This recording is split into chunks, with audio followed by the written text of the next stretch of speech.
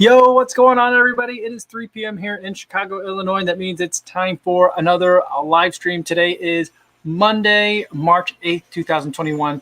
Because it's a Monday, it's a Mukbang Monday. Today, what I'm going to be trying is some snacks that have been kind of taunting me ever since I got them because I've been wanting to eat them, but I also wanted to save them to eat them with you guys. These are some new products from UCAN. I don't know if they're new products. They're new to me. I didn't know UCAN made these things, so there are two things that I'm not really sure what the difference is. One is an anytime energy bar, and one is just an energy bar, presumably for a specific time or not necessarily for any time. So that's kind of like what I'm going to be going on. Hold on, let me fix this a little bit. I'm a little bit too bright, and I think I'm going to be fighting it all day again because it's another bright, beautiful day, but with a couple of clouds here and there. So some might duck behind the clouds for a little bit and change the lighting in here. But yeah, I still think that I'm like way overexposed. So let's do this way. Does that help? No? Here, give me 1 second. There. Okay. That's better. I like that. We'll go with that. Before we get into the Monday Mukbang for today, and it's perfect time for Monday Mukbang because I am feeling like a little bit peckish, I guess is the right word. I feel like I'm needing a snack. I do want to point out that there is like a bunch of construction going on around. I can hear it like crazy. Hopefully it's not bothering you guys too much. But it's been noisy. Like this morning, as I was bringing the dog back from his morning walk, like they were like clearly like either removing like a giant steel bathtub or like taking down a wall of some sort because there was a lot of like banging noises going on. And now there's just some sort of like giant drill that I'm hearing. Oh, there goes those clouds again. So that's been going on today. So that's in the background. And yeah, I've been noticing that some of my cables that I'm using have been experiencing some wear and tear. So I think that's been the source of some of like I've been having problems with audio since day one of this, but another source of the audio problems is like the cables are getting frayed. I think just from furling them and unfurling them every day, it's kind of like wearing on them pretty hard. So got some new ones that I'm shopping for, hopefully get them in soon. So some updates coming. All right, let's adjust this exposure just a little bit, get myself a little bit brighter. There. Thanks. That looks nice. And I want to say hi to everyone listening on the podcast version, audio only. Hopefully you're having a good day today. And everyone watching this on YouTube, but not live, welcome. Hopefully you guys are having a great day. I got to tell you, though, it's getting picked up on this microphone pretty strongly, that construction noise. And I feel like it's almost louder than it was like when I wasn't listening to like myself and the audio in the headphones. So it's going to be hopefully not too long a day. All right, how are you guys doing today? Robert Hodge was the first one in here. Welcome, Robert. Let me make this bigger on my screen. Here we go. Robert, welcome.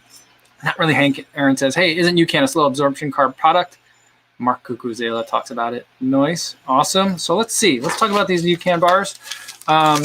They do have, what do they call it? It says UCAN deliver smarter energy. Let's see if we get focus on it. Powered by super starch. And that was something that I encountered for the first time when I ate their granola the other day. And it says the revolutionary super starch is a patented, I'm trying to get it so you guys can see it. But yeah, naturally cooked non-GMO starch that delivers a slow release of, this focus is not going to work. That delivers a slow release of complex carbs to keep you fueled and feeling good. So the first one I have is the Anytime Energy Bar. That's just straight up chocolate flavor. Let's go over some of the numbers. 180 calories, 9 grams of fat, 105 milligrams of sodium, 22 grams of carbs. 6 of those are from fiber, and then 6 grams of protein. And yeah, so there's that. It is a product of Canada, manufactured for the UCAN company in Woodbridge, Connecticut, USA. And as far as some of the ingredients, the main ingredient is the UCAN Super Starch, which is a modified cornstarch, and a protein blend of whey protein isolate and milk protein isolate. So this is not a vegan product. Iso malto oligosaccharide, palm kernel and palm oil, coconut oil, natural flavors, organic invert syrup, and then it starts getting some of these, you guys can see and you can look it up if it's very important to you, but not like the most easy to read label, but there's better and there's worse. The thing that I'm very concerned about though is the kind of allergen warning. It says it contains milk and soy and is manufactured in a facility that processes wheat, eggs, peanuts, and tree nuts. So I always appreciate that. And I feel like for products that are made in Canada, they're usually very well labeled. So I don't know who is making their product for them or if that's their facilities in Canada, but I appreciate at least knowing. I would love it if it was made in a peanut-free facility, but second best is at least knowing what kind of the manufacturing conditions are. So looking at this looks like, so far, it just looks like a chocolate bar. So we'll dive into this because I'm hungry. I wasn't sure what to expect in here, but it's really dense and a bit dry on the inside. Let's get some focus on that. Almost like, trying to think of what the texture is like. It's very much like those like RX bars, the ones that are very popular today, except it doesn't seem to have like the wet stickiness that I find in a lot of those kinds of bars. So there's that. I'm going to adjust this mix here a little bit. Try and find a way to make it a little bit less noisy. I'm going to tinker around with some of these levels. But otherwise, it just tastes like I'm kind of eating like almost like a fudge chocolate. And if someone like compressed a brownie and then put like a little bit of like a very thin chocolate frosting on top, that's kind of the texture and consistency that I'm getting. So yeah. And I've got some water to help clear out the palate, but definitely very good. All right, let's see what else we got here.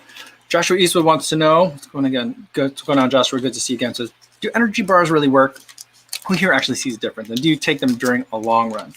Yeah, energy bar is kind of like a weird term. I like to think of them as something that I wouldn't bring for me during a run, but I would eat it before a run.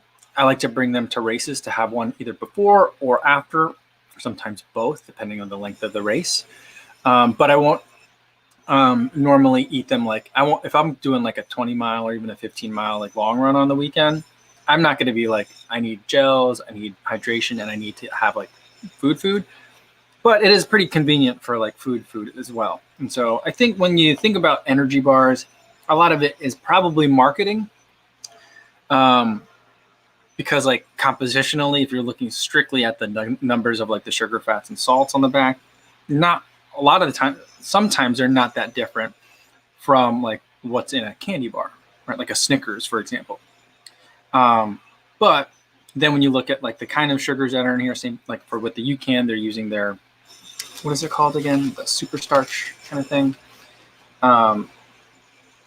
Their super starch energy, and that can make it a little bit different. And then in terms of like what else it might have, if it says energy bar, I'm assuming it at least has some sort of sugar that's going to be relatively quickly accessible, but also hopefully have the rest of the profile, make it more suitable for what I would want to eat if I'm active versus what I might want if I want candy or just a snack. You know what I mean? Oh, yeah. All right. I saw something from Sarah earlier. I want to get to that. Where is it? Sorry, I'm real far back on you guys in terms of the chat. But Sarah says, where is it? It's almost like way to the top. Oh, Sarah says, hi all. Starting PT in a couple weeks. Sarah had a bicycle accident a couple of days ago. So she'll be starting PT in a couple weeks. Glad for YouTube live stream and good books. Us cyclists/runners are tough. Everyone injured, hang in there and focus on good food, sleep, being lazy without guilt. Well, hopefully your recovery is very quick and that the PT is very successful for you, Sarah. All right. And then there's another one I wanted to get to. He says, hi, I'm in the 11th week out of 12 for Jack Daniel's half marathon plan. What are your thoughts on not actually running an all-out time trial? Maybe because of bad weather, just not feeling like doing it. Time trial is the only option. I would say if you're in week 11 out of 12 on the Jack Daniel's half marathon plan, so in other words, like your half marathon is next week, I'm not sure that I don't think that you need to be running. So maybe your half marathon is like 2 weeks out. this might be a good time to have a time trial, assuming that it's going to be like a 5K time trial. I would want to make sure that, I mean, it serves a couple of purposes. One, it's a good workout for you. And some people can absorb workouts within 14 days. I'm starting to think that I can't, but I think a lot of people can. So it will serve a lot of good physiological benefits for you to have a hard effort. The other thing is, I think from a psychological perspective too, it will help you get ready for the kind of like mental toughening that you might want to have for your half marathon. The other thing that it's really useful for, and I think I'm going to start, as much as I don't like 5K time trials, I think I'm going to start incorporating more of them into my regular kind of like routine. Not regular like every week, but like make sure I'm not waiting several months in between 5K time trials.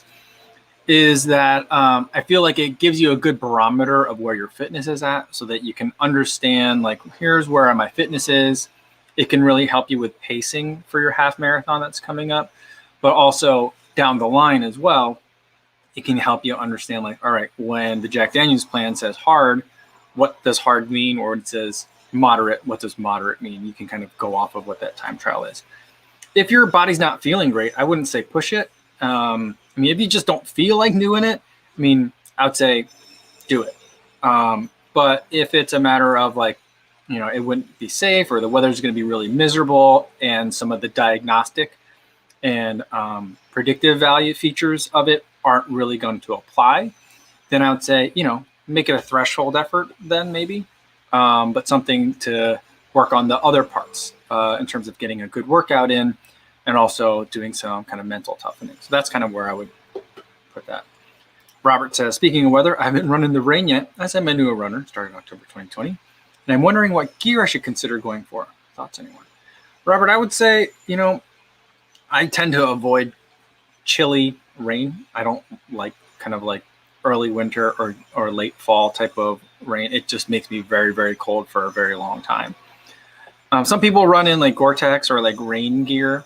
I'm generally of the opinion of like, I'm going to be out there long enough that even with Gore-Tex, I'm going to get wet if I'm going out there. And so either I try to, if that's possible, it's usually not for me. If it's possible for me to move the run to another time, maybe it's not raining as hard, I try to do that. Or I just kind of like tolerate getting wet. And so there, you could do rain layers, but I usually find that I still get very wet with rain layers anyway. And then I just get real clammy. It gets real hot underneath. So, but having like the outer shell just does kind of feel mentally nicer to me, at least for the first part of getting acclimated to the soaking wet. All right, let me scroll down to the bottom. I know a lot of you guys are here and you guys have been chatting. Sorry about that. I'm going to scroll down and try to catch up to you guys in the chat.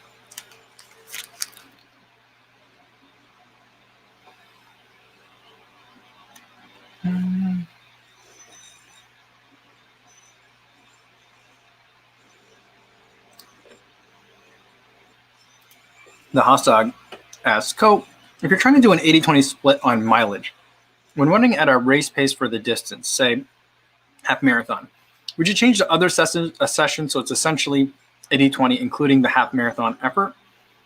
I would say when you're doing 80-20, the taper week and your race week, don't worry about the 80-20 split so much. So like if you're racing a half marathon that week, depending on what your taper looks like, your split may end up looking like 50-50 or like 20-80, because maybe you're only doing some very short runs, a couple of strides, maybe some just like really short work just to get the legs moving, get the body primed for the race on the weekend. And then that 13-mile effort is going to be probably a very large chunk of your mileage that week. So that's going to throw off the percentage. So I feel like when it comes to race week, don't really worry about. I don't know what the ideal mix is. I'm very bad at tapering. And so I'm not going to try to venture a guess of what it should be, but I would say that I wouldn't worry about that percentage on that week. I think that's what the question is, right?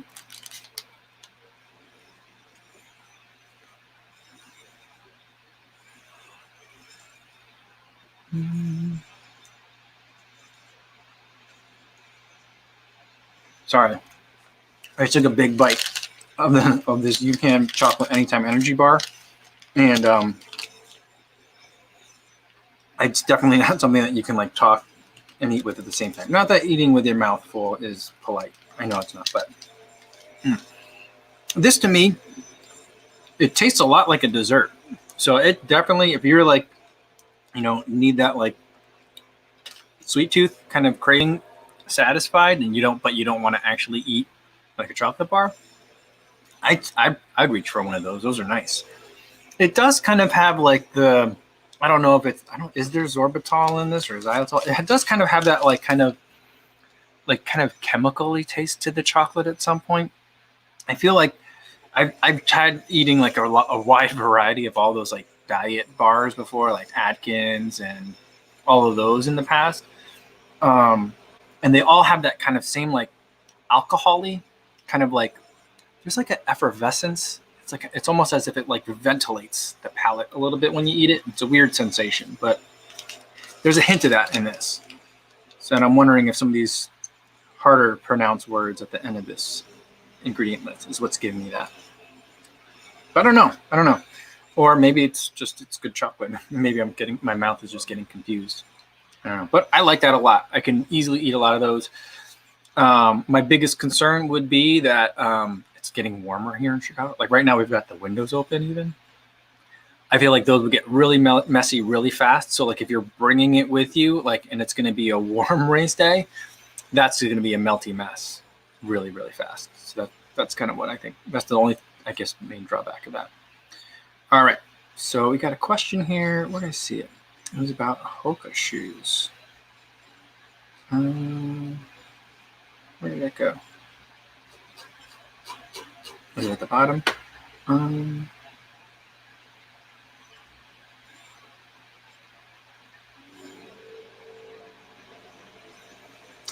Sorry about that, guys. I saw it. Someone was asking me about Hoka shoes and the Mach 4. I haven't tried the Mach 4 yet, so I can't find that one. Oh, here it is. Guru 2025 says, Kofos, do you like Hoka shoes? The Mach 4 seems to be great. How do those compare to ASICs like Evo Ride, upper, midsole, etc.? I like Hoka. I definitely like Hoka a lot. I haven't tried the Mach 4 yet, but I will agree that it seems to be great based on what other people are saying about it. How do they compare to the ASICs like the Evo Ride? I'd say that they are very different. The upper for the ASIC shoes tend to fit a little bit more snug in my mind, kind of like a traditional, like regular running shoes. The Evo Ride seemed to be a little bit long, if I remember that one correctly. It's been a while since I've run in that.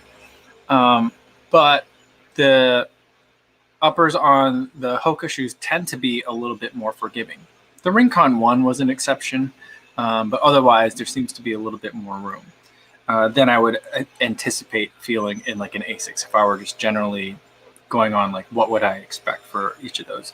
The midsoles can be different depending on which midsole compound you're talking about and which shoe. So for a lot of Hoka shoes, it's EVA for the midsole, and I really like the way that they're using EVA. They usually give you a lot of it, and whether it's the Clifton or the Bondi or the Rincon, I feel like they're able to kind of tweak it to be very well tailored to the type of shoe that it is. The midsoles in the ASICS, the Evo Ride uses flight foam, which I feel like is a little bit of a dense material, but I like it. And the first time I tried the Dynaflight 2, which was several years ago, I was like, ASICS just needs to put all their shoes with flight foam. And it took them a couple of years, but they finally did it. Not that they listened to me, and that's why they did it, but I'm glad to see that they're doing it. Now they have flight foam Blast, or FF Blast, which is a super squishy foam, which is very different from anything else that they have at ASICS. So it kind of depends. So the question is kind of like too broad for me to be able to answer it. But if you have any like specific shoes that you're looking for, then I can kind of maybe compare those a little bit more. But ASICS is a brand that's been around for a really long time, and it pretty much has one of every type of shoe. So like no matter what you're looking for, you can probably find something. Hoka has been around for a while and has a pretty good variety of shoes right now, and I feel like their lineup makes a lot of sense. So I like what they're doing. But the kind of like there's much more of a consistency across the entire brand. So it's easier to kind of answer that kind of question. All right.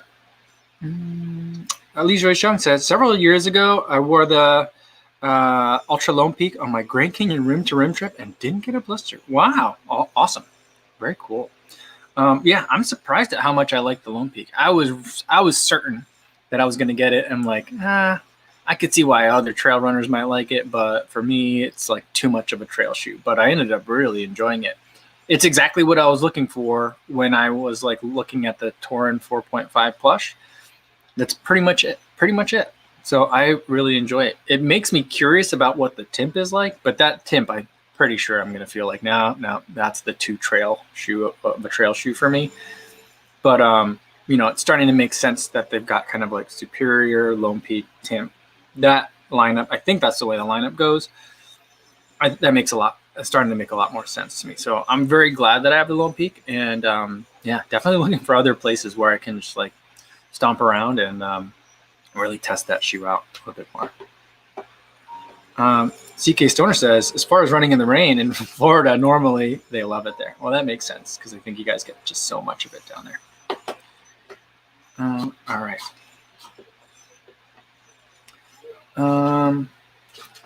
Let's open this one. Now this is just an energy bar. The other one was Anytime Energy. This is just energy bar, chocolate almond butter. And then we'll get to the question from Philippe in a second. But this one is 160 calories, 8 grams of fat, 75 milligrams of sodium, 23 grams of carbs, 8 grams of that is fiber, and only 2 grams of protein. So maybe that's the difference. The regular just energy bar is more of like, you want to get some sugars back in, and that Anytime Energy is more of like more rounded, maybe giving you a little bit of protein as well.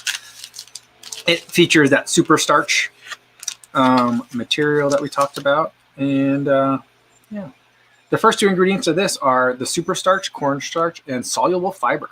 And then dates, chicory root fiber, almond butter, organic sunflower seed butter, sunflower oil. Oh, look at this. Organic cocoa, 100% cocoa chocolate chips, organic vegetable glycerin, natural flavors, sunflower lecithin, sea salt, and stevia. And that's it. So the ingredient list is much more straightforward on this guy. And it still has the may contain warning on it, which I appreciate. It contains tree nuts in terms of almonds because it's chocolate almond butter. But it also may contain traces of peanuts, eggs, soy, milk, wheat, and other tree nuts. And may contain shell and or pit fragments. So I appreciate the warning on that one. This one seems kind of like messy. So it looks kind of like a chocolate bar. It's kind of like cakey almost, similar to the last one. This is a surprise. That's not what I was expecting.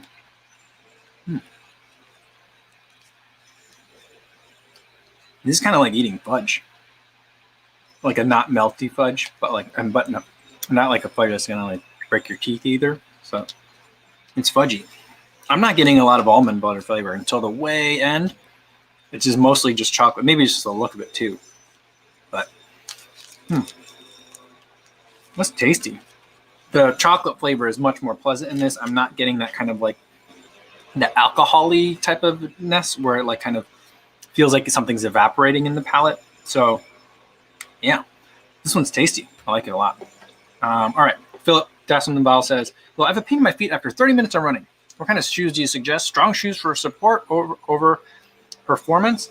Not necessarily. I think it depends on the kind of pain you're having in your feet, Philippe. It could be from a number of different things. It could be from either the shoe not being, if it's an old shoe, that'd be the first thing that I would check. The other thing I would check on the shoe is the fit. So like if your feet are really bunched in there too tight and it's not fitting you very well, that can cause pain in the feet. A different kind of pain that you might get in your feet is if your feet are starting to tingle in the toes. That might mean that the arches are too high on that shoe. So it kind of depends on kind of like what the pain is. That will kind of depend on that. And all of those things that I mentioned are things that could happen over a period of time. So like none of those, the fact that it takes 30 minutes could be any of those things. The other thing could just be like, it depends on where you are in your kind of like your running progression. If you just started out running, having pain in your feet after 30 minutes is normal for most people. It just, is it like, you could use more cushion? Maybe that could be the other thing that you need as well. For example, I remember the second time I ran the Soldier Field 10 mile, I remember afterwards walking around the neighborhood in flip-flops, because it happens in the end of May in Chicago. And I just felt like the pads of my feet, the soles of my feet, were about to all get rubbed, just like fall off. And I don't think there was anything wrong with the shoes I was wearing. I think they were Peg 33s at the time. It's just my feet weren't used to being used like that for that long. So it could be a variety of things for you. So, all right. All right, Philip says, thank you for the reply. I appreciate it. All right. Well, hopefully that gives you some things that you can look at and maybe try to nail that down and figure it out. All right. Let's see. Carl J says, ever have those perfect bars, the one you find in the dairy section? As a fan of frozen candy bars, they've been a fave of late. I don't think I have. I want to say that I have, like the name Perfect Bars. I feel like I've had that, but the ones I find in the dairy section, when you describe it that way, now I'm like, I don't know that I've had that before. So I don't think I have. So I'm going to go in for another bite of this energy bar. It's surprising that even though this is the chocolate almond butter, there's only 2 grams of protein in it. It's very surprising. But again, tasty. Tastes like a dessert to me. I don't think I'd want to bring this on a trip where I'm running, where temperatures might get hot. Like if I'm bringing it and I've driven somewhere and maybe I'm leaving like my post-run snacks in the car, I feel like that's going to get melty and gross real fast. But that's definitely like a dessert. I really like that. I feel like, I can't give it to my older daughter, but I'm definitely not going to let the baby try that, because then she's going to eat all of my snacks. So then I won't have any to eat. So that's something that I'm definitely going to hide from her, because she's going to like that. All right. Chris says, Mike, if you and I race each other for 100 meters, but we both run at exactly 250 watts, what is the result, and what other factors that determine the winner? What is the result? I don't know, because I don't know what your kind of like critical power numbers are, but 2 people can run they output the same amount of wattage and have different results based on their weight. So something that cyclists frequently refer to is their watts per kilo, not just their watts that they put out. And so depending on how much you weigh, the same amount of wattage might not push you as far down. The other thing that's going to affect that is kind of like the spring in your step, if you want to put it that way, or like how efficient you are at any given like level of exertion. So the way I see it is like, when I jog versus when like an elite runner jogs, we're definitely putting out a different number of watts.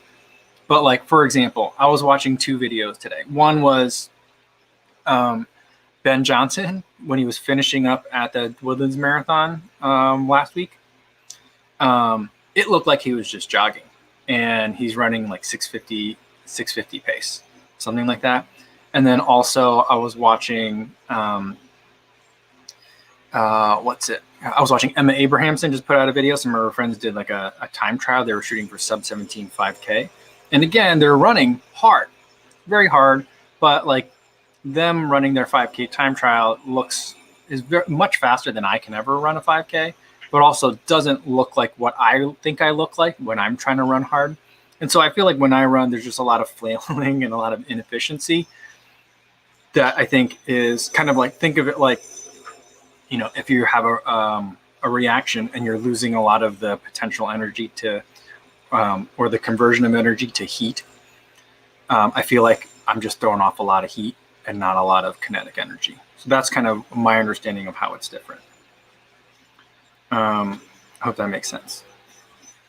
And the other thing would be like, and kind of related to that is like, not just like wasted energy, like in terms of me literally flailing my arms, but in terms of like biomechanically, how efficient am I?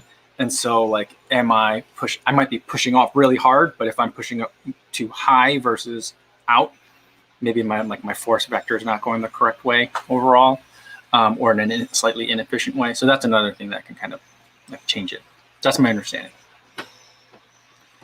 All right. CK Sooner says watts. Guys, I'm just trying to figure out VO2 max. Watts like joules. Yeah, I really feel like when we're talking about watts in terms of power, it makes sense because you're talking about like the forces that you're talking about. But like to give it like watts for running, I think I just wish it was almost like when you're running with power, you're running with like a unitless measure. I think would be better especially because like they all have to be calibrated to a certain extent. So like between the polar wrist-based power and like the stride foot pod, they're measuring kind of the same thing or trying to measure the same thing, but there's no like standard of like, yeah, when Kofuzi puts his left foot down, that equals X number of watts or X number of watts per kilo. So I feel like it'd be better off if it were unitless.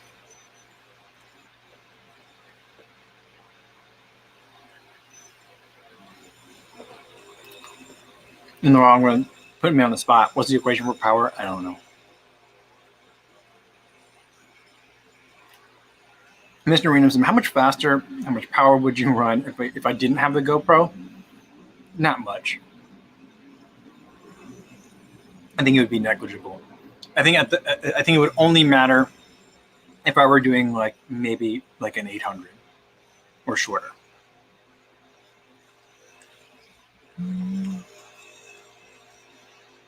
Spence Home says, does anyone else ever get disrupted as soon as they start a workout? As soon as I clipped into the spin bike, my wife yells at me only to say never mind. I feel like that's how my kids are. Although I go outside to work out.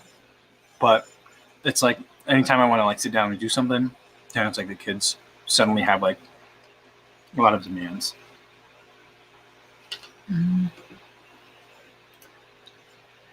Sorry, this is real gummy. But there's a lot of stuck in my mouth, I feel like. But that UCAN energy bar, really, really good. But it is like candy. I do really like that one. Warren McGowan wants to know, is there any actually accurate GPS watches for heart rate? The answer is all of them or none of them. And I think it doesn't depend on the watch brand so much. It depends on kind of your biology or your anatomy. Some people get a really great heart rate reading from the wrist, even at intense activity. Other people don't. And the people that tend not to, I don't know a lot of people that are like, yeah, when I put on a Polar watch, that wrist-based heart rate stinks. But when I put on a Coros, it's great. Or, substitute any company names that you want in there. But what I tend to find is like, yeah, I don't know. Apple Watch is fine. Polar's fine. Garmin's fine. And then for people like me, I'm like, nope, I can't use any of them. You could put 2 sensors on her. You could put 4 sensors. You could put however many sensors you want, but it's not gonna change. I'm gonna need an external monitor at some point. In the long run says, remember the Nike TomTom? I don't remember that Nike and TomTom ever worked together. I remember the Nike FootPod. Do you remember that? But I don't remember a TomTom device. I remember the Nike watch. I remember that as well. And I was never really quite understood why they completely got rid of it, because I felt like it was a good watch. But I guess looking at where running watches are now, maybe it was a good idea. But I feel like probably part of that is because I feel like the chairman of the boards at Nike and Apple, all those companies, it's like the same 6 people, I think. So maybe that's part of the reason why Nike's pushed a lot of its stuff to Apple Watch and NRC, but that's just a wild speculation there. But yeah, Dr. Josh says it was a GPS watch. I didn't know that. I didn't know that they actually had a GPS watch that was TomTom. I knew they had a watch, but it was just, and they gave you the weird Nike points. It wasn't it was kind of like like calories burned, but not really calories burned. Remember that I remember. And I feel like I think they still make the Apple Watch bands that look like that Nike watch. Was that the Nike TomTom? Is that what we're talking about? The same thing? But yeah, Josh says I think they teamed with Apple instead. Yeah. And Jason Dahl says, I remember the FootPods though that had a cutout in the sole of the shoe for them. I was amazed at the technology back then. Yeah, you know what's funny though, how far we've come and how far we haven't come, right? So that was maybe that was like 12, 15 years ago, right? When Nike had those, and I think they still had them for a long time afterwards. But it was a FootPod that in the sole, you have to like lift up the insole or something like that and put it in. So you weren't stepping on it, but you were stepping on it. And it synced somehow. I'm not really sure. I don't really remember. I never ran in it. I had a friend that ran in it, but I never really understood it. And then like fast forward 2021, I'm still running with a FootPod on my shoe. And Under Armour shoes now all come with the FootPod inside it. The weird thing about it is that it's basically a disposable FootPod, which is like, wow, how's it a disposable? How does that make any monetary sense? But I guess they're doing it. So, and Rakesh says, what do you use for planning your training? An app, a website, something else? I make it up as I go along. Not as I go along. I'll map it out at the beginning of if I'm getting ready for a race. I've used Fitzinger's marathon method before. That worked out pretty well for me. I've kind of winged it a couple of times before too. That has also worked out well for me before as well. Right now I'm using Jack Daniel's running formula. So I'm reading those books and kind of like trying to take lessons out of that. And either they have plans that are in there, or you can modify their plans and kind of make it fit to what you need and how much time you have. So those are ones that I look at primarily right now. Hal Higdon also provides a lot of plans online for free. And so you can kind of use that as a base and then just kind of tweak it from there. That's kind of what I do a lot. Sean Marshall says, we will all be cyborgs in a few years anyway. The singularity is upon us. I mean, people, I know you're joking. And then like that's always been the joke, is that soon we're going to have like implantable stuff and all this. And I'm like, where is it? I constantly feel like Wesley Snipes in Demolition Man. I'm like, this is the future where all the cool laser guns. Like, I want to know, like, where's all that stuff? Because I mean, my eyes are terrible. My hearing is terrible. I basically want Bluetooth earbuds that are implanted in my head so I can hear my phone, but also hear other people, have better hearing again, and never have to worry about it. Make it be biocharged off of like the blood flow in my brain or in my head or something. And then I would want some implants in my eyes so that way I can see better or not have to wear glasses or contacts, and also have heads-up display. I'm ready. Put me in, coach. I'm ready for that. Yeah, Sean Marshall says I'm kidding. I know you're kidding, but I'm kind of not. Like, I'm ready for all that stuff. This says, on the Nike Run Club, I got my eyes on the black level just 280 miles to go. I never thought I'd reach this kind of mileage. Awesome. That's cool.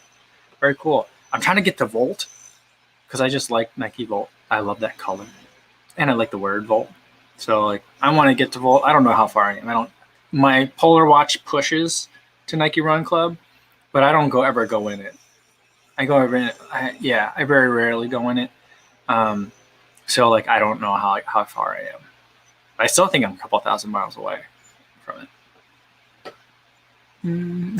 Leisure Shunk says, as much as I don't like the glasses, she says, you look great in glasses. Love the look. I mean, I do enjoy wearing glasses. I kind of like hiding behind big frames, so that's fine too. But like, I'm ready for upgrades. What movie was that? That was Fast and the... Was it? It was a Fast and the Furious. No, it was like Hobbs and Shaw. Did you guys watch that when like they were talking about upgrades? Yeah, that was a terrible movie. I saw it in an airplane.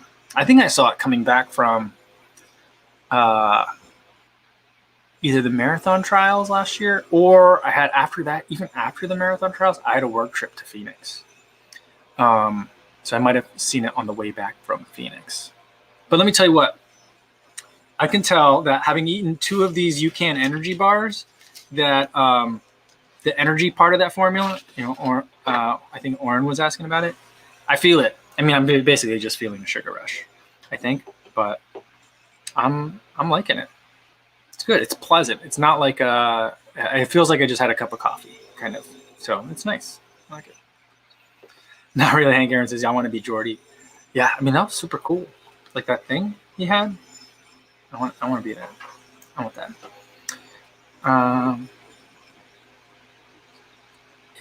Yeah. Jeff Elliott says, "Ooh, I'm ahead of my schedule on my 2,000 miles this year. It isn't a big deal, but I think it's gonna happen." Awesome. Very cool, Jeff. And Mark says, "Damn, Volt is 9,320 miles. Is it? So yeah, I must be a couple of thousand miles off because I don't think I have that many miles logged in like the Nike ecosystem. Because like there was a time where I wasn't logging in it, and then I was running in a Garmin, and I don't know if it was pushing to Nike Run Club. There was a time where I was manually uploading data to Nike Run Club too. So not every run I've had in the last several years is in there. So yeah."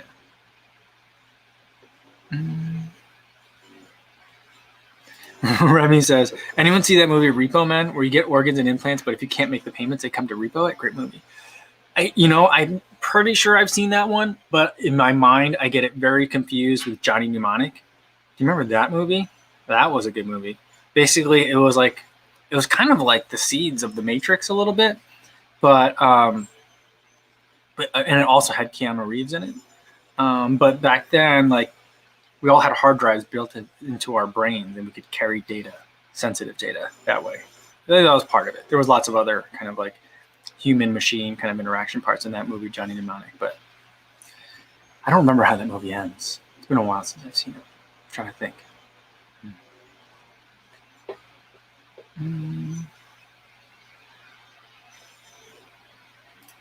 Let's see. There we go. Sean Marshall says, "I kind of want to go back to my old Map My Run account and retroactively put all my runs from 14 to 20 into Strava." Can you do that? If there's an export function for that, I think that'd be kind of cool. I was using Map My Run for a long time. This was before they got acquired by Under Armour, but Map My Run was my mileage logger of choice. And that was primarily because I didn't have a GPS watch at the time. And I wanted to know how far I ran. So I would then go use the Map My Run function to figure out how far I had gone. And then at that point, I was just kind of using that. There was another one that I was using too. Run Tracker, right? Run Keeper. That was the other one that I use a lot of. So they have a lot of miles in there too.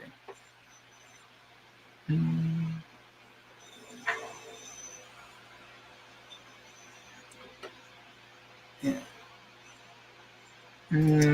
Dr. Johnson wants to know, when did Under Armour acquire Map My Run? I want to say it was when the Hover series came out. So I think that was, or maybe when the Hover 2, like the second gen of those shoes came out, because I remember, it might have been the Gen 1, because when that first happened, they sold those shoes with or without the foot pod, and it was a $10 premium to buy the foot pod. And then they realized, you know what, let's just make all the shoes $10 more expensive and include the foot pod in all their running shoes. So they think they did that starting at version 2 of the Hover series, like the Sonic and the Charge and all those other ones. Or maybe it was from year 2 to year 3. I don't remember exactly, but it was back then. So I think that was all part of the push, kind of like their new rededication into the running marketplace. I think that's when they acquired it. And then after that, did Under Armour acquire Map My Run? Am I messing up? Because ASICS has one of them too. I can't remember. I may have reversed or connected the wrong companies to it. ASICS has also acquired one of them. I think they acquired Runkeeper, if I'm remembering it correctly, and I think Under Armour is Map My Run. And so like that became a thing. I think Adidas bought one as well. Which one did they? I don't know. All of them, like all the companies went out, instead of wanting to make like what Nike Run Club did, they all went out and bought one, an existing player in the marketplace. I'm trying to remember, because it became like one of the only apps that I could use when I tried out that TicWatch Pro 3. Unless I used like the Mobvoi TicWatch, like the default kind of like run tracker, which wasn't that great, I had to use an Adidas-based one or an Adidas-owned one, and that was even less great. But yeah, it's weird that they've all kind of acquired a company.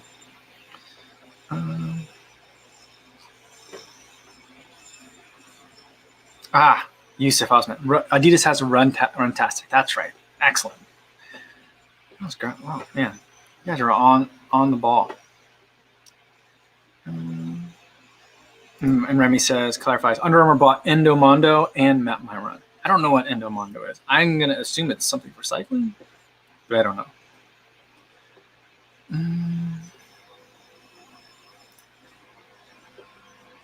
Sean Marshall says, if you can invent one piece of running tech that currently does not exist, I'm not sure. I don't know. I'm pretty happy with all the running tech that exists. And I think we're at the point of like, I'm not sure I need those. Because like I'm starting to get like, I've been seeing the Nerve NURVV, that product that I reviewed a while ago, like the sensor insole thing, being like discussed all over the place. I think they spent a lot more money on like getting some professional sponsors. I think that if that product could be refined to be something that's maybe even thinner or just the insole without the backpack that's on the side of it, that would be interesting because I would like to know things like heel strike versus midfoot and forefoot strike, and then like pronation levels, that kind of thing. So I think that kind of understanding of, what my foot strike is doing, plus ways to help me figure out like for the workout that I'm planning today, how should I be changing that? But also another thing that would be interesting is some sort of way of being able to have all that data available to me without having to like squint down at my watch for it. Because as it is, I'm looking at heart rate, pace, sometimes power, sometimes distance, sometimes duration of the activity. It's a lot of numbers to be looking at. And so like, there's got to be another way. I mean, swimmers have heads-up displays in their goggles, right? So like, I don't know what the answer is to it. But we don't have like the real estate of a bike computer like cyclists do. So it's like, that's the other tech that I would like. Another way of just knowing what the heck is going on with my body. That's the tech that I'd want to invent. Or not invent, that I wish would exist right now. The other thing, and I don't know that this is possible now that I think about this, is something that could tell me, like, I'm going to go back to the example of the Homer Simpson or Homer Simpson's brother's baby translator. Something that could tell me, is this pain a good pain or is this pain an injury pain, right? So like that's another thing that I wish I could like know better, or like that I could give to new runners is like, oh no, that like the question earlier, like my feet hurt after 30 minutes. Is that normal? I mean, I think that might be like the tagline for the product. Is that normal? Like the Kofuzi meter, is that normal? That's kind of like, that's the other thing that I'd want people to be able to know. Or like for people like me that are like, all right, I've got some hard workouts coming. Am I hurting myself as an old guy? I'm not an old guy, like a middle-aged runner. Or is this the way to grow? I'm not sure. There's really only one way to find out right now is to push it to the point of injury. I'm not literally doing that, but like, to keep pushing hard and see where it takes me. But I'm not sure, is that normal? That's kind of thing. Remy says that heads-up sunglasses, heads-up display sunglasses would be great for all sports. I think so. I think it makes a lot of sense. Like, because can you imagine? I mean, like, I could see it becoming like, when does that start to come into football, right? So, like, if you think about the different camera angles, like a quarterback can see when they're on the sidelines, and now they use like the Surfaces, like the Microsoft tablets. But before it used to be like the binders when they're flipping through pages of like, this is what the defense is doing when they're lining up, on different situations. Like, I feel like there's got to be a way for the quarterback to be able to see that. Or they got like the assistant coaches up in the booth and they're like telling them stuff like through a radio. There's got to be another way for like the quarterback to be able to just see that on their own. Because there's got to be something literally lost in the translation of that, So I think that like, I feel like a football helmet, there's plenty of room to put like that kind of technology. Whether it creates unfair advantages, I guess I don't care. But, it's an interesting kind of thing. But like, I think there's a lot of sports that could use that. Shannon says, oh my gosh, a device that could determine soreness from a developing injury. Could you come up with something? I'll pay you top dollar for it. I mean, that'd be amazing. I think that you could sell that to everybody, but well, there'd be some people that are like, that wouldn't want one, right? They would just say run by feel. You're overcomplicating things. But I just think for a lot of people, That's the way to go. I mean, I think that's like the next level. I mean, that's really what we're looking for when we're like, I want to know not only my sleep tracking, but I also want to know like my recovery rate. When you're looking at heart rate variability, when you're looking at percentage of deep sleep, that's what you want to know. Am I hurting myself or am I helping myself? I don't know. Zach Bag says, speaking of heads-up display, I was thinking glasses connected to your watch that show your stats so you don't have to keep looking down at your watch. That would be dope. Yeah, I mean, if you had the heads-up display, though, you don't even need the watch anymore, right? Because then you could put the GPS. The GPS sensor doesn't need to be on your wrist. It could be on your waist, or it could be on an armband that sits up higher, that's underneath your clothes. So like that's just other things like I'd love to get rid of the watch, with a heads-up display, but like I also don't want to get like special contacts so that way I can run. I don't know. Maybe I would, or maybe I wouldn't.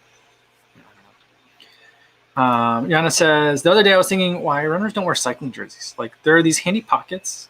On some they are pretty big. Could be useful at least for long runs.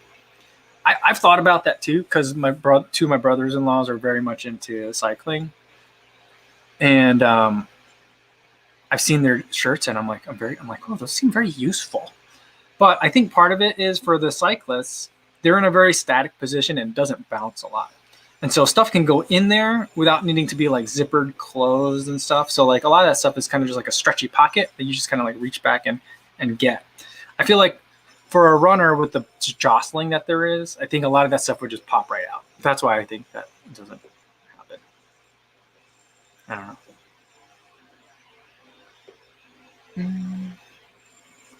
And Oren says the GPS could be in the heads up. Yeah, I suppose it's small enough of a radio that you could do that, right? I'm not sure how much that would weigh, but I'm sure it could. But then you're worried about like the batteries. So I don't know. There's a way to, I guess, distribute the weight and the battery implications and all that stuff, I guess. But it's beyond my kind of realm of expertise. And Jeff Elliott says, but you like to watch for sleep and recovery data, not just during the run. Yes, I do like all that stuff. So like I like having, it doesn't have to be a watch though. It could be like this Amazon band. I could be just like a display list device that gives me that information for that sleep and recovery information. I mean, it could be a chest strap, right? Like I think if there were a way that they can make the chest straps heart rate monitors be like USB rechargeable, or better yet, Qi charging, like Qi compatible. And it was just something, I guess, would you want to wear that all day though? Probably not. But some of those have the ability to very fine-tunedly detect heart rate variability. And that's where I think the recovery data comes from.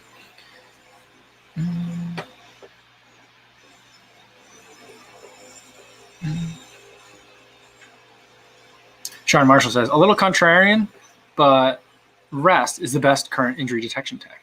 Does it still hurt after rest? Run on. That's a good point. That's a very good point, though. Until we get that kind of like injury or pain translator, I think the best thing to do is to really make sure we're doing all the things that we can do right now, especially sleep. I've been really trying to get more sleep.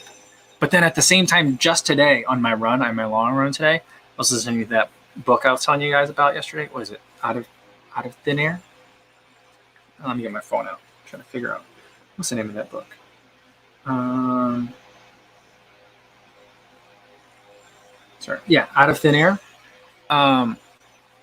He was saying that like the Ethiopian runners, at least the ones that this author like lived and trained with, he was like, they don't get like a ton of sleep. He's like, Galen Rupp is like known for getting like 14 hours of sleep a night between his sleep and then his naps. And he's like, these Ethiopian runners, like they live, like many of them, to a room. And when they go for their naps in the afternoon, there's usually like a couple of people that are napping, a couple of people that aren't. The sleep can't possibly be that great.